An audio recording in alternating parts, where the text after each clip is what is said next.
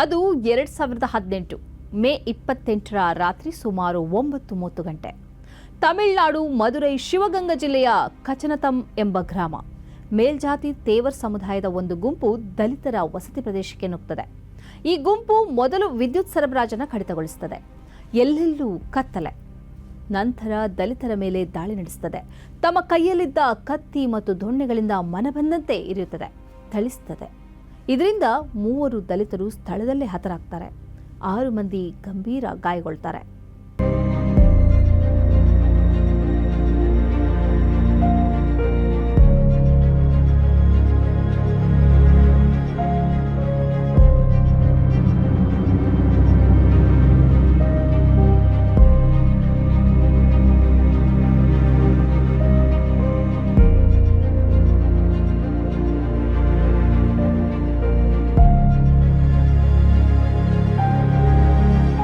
Your brand deserves more attention, more leads, more growth. From powerful digital marketing that drives results to smart software solutions that streamlines your business and high quality printing that makes your brand stand out.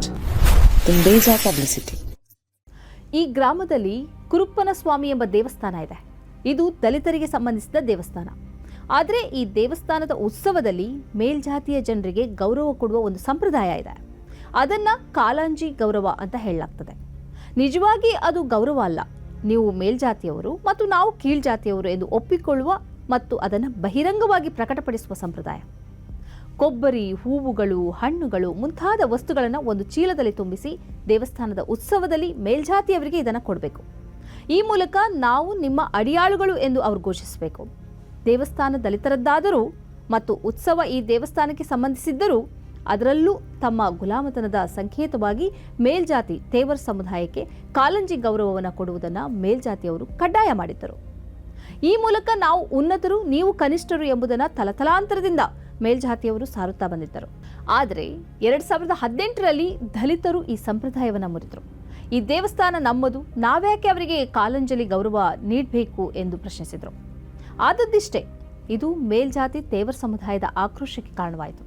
ಅವರು ದಲಿತ ಸಮುದಾಯದ ಮನೆಗಳ ಮೇಲೆ ದಾಳಿ ಮಾಡಿ ಹೃದಯ ವಿದ್ರಾವಕ ಘಟನೆಗೆ ಸಾಕ್ಷಿಯಾದರು.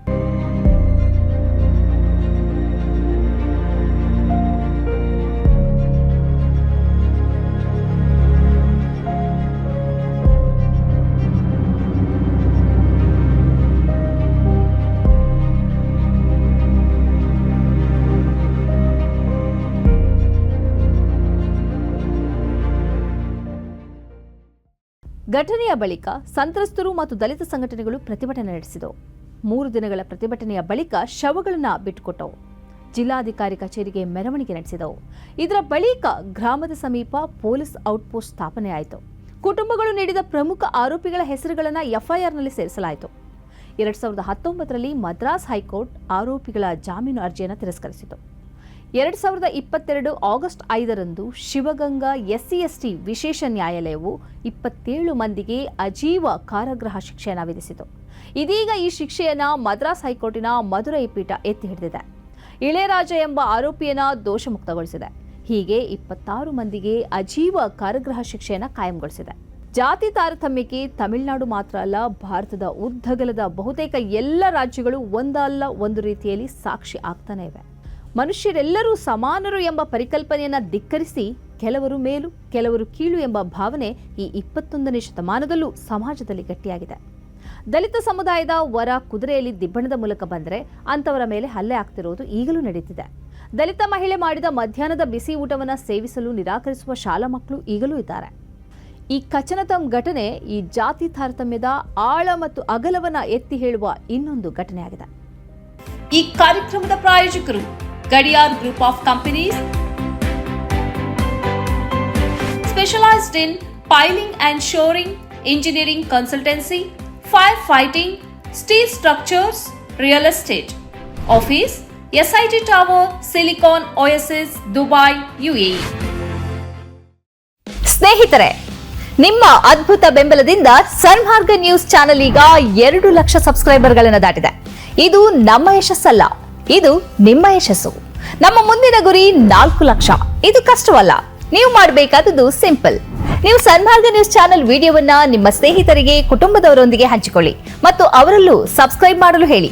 ನೀವು ಶಕ್ತಿಯನ್ನು ಕೊಡಿ, ನಾವು ನಿಖರ ಸುದ್ದಿ ಕೊಡ್ತೇವೆ. ಧನ್ಯವಾದಗಳು.